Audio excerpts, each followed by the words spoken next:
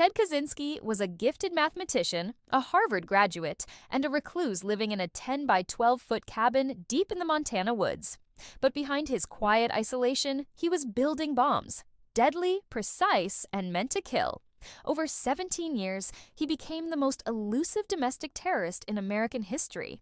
Known only as the Unabomber, Kaczynski waged a silent war against modern society, leaving a trail of fear and destruction without ever showing his face.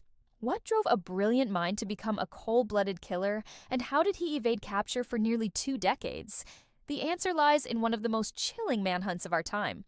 It began with a package, small, ordinary-looking, addressed to a professor at a university.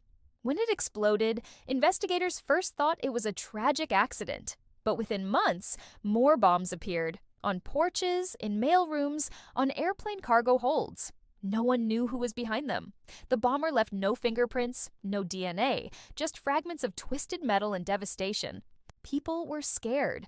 This wasn't a random act. It was a campaign. Over 17 years, a shadow figure haunted the nation, striking scholars, executives, and airlines. He seemed to choose targets connected to technology and industry, leaving the country puzzled and terrified. The FBI called him the Unabomber, a name taken from his focus on universities and airlines. Each bomb grew more sophisticated, yet the bomber himself remained invisible. The attacks seemed to follow no clear pattern. Some bombs were delivered by hand, others mailed from faraway cities.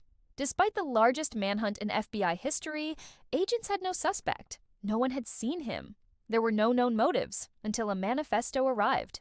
In 1995, major newspapers received a 35,000-word essay. The author promised to stop bombing if it was published. It was titled Industrial Society and Its Future. The FBI reluctantly advised printing it, hoping someone would recognize the writing. Months passed, and then a break came. David Kaczynski, a man living quietly in upstate New York, stepped forward. He feared the manifesto sounded eerily like his estranged brother, Ted. Ted Kaczynski had once been a brilliant mathematician, a Harvard graduate, a recluse living in a tiny Montana cabin without electricity or running water. As agents closed in, they found journals filled with bomb-making notes, diagrams, and confessions. His arrest shocked the world. The quiet loner had outwitted law enforcement for nearly 2 decades. The real twist wasn't to just the identity of the bomber, but the chilling normalcy of his early life. Ted Kaczynski had lived among people, gone to school, taught students. He had once walked city streets unnoticed, and all the while he was planning.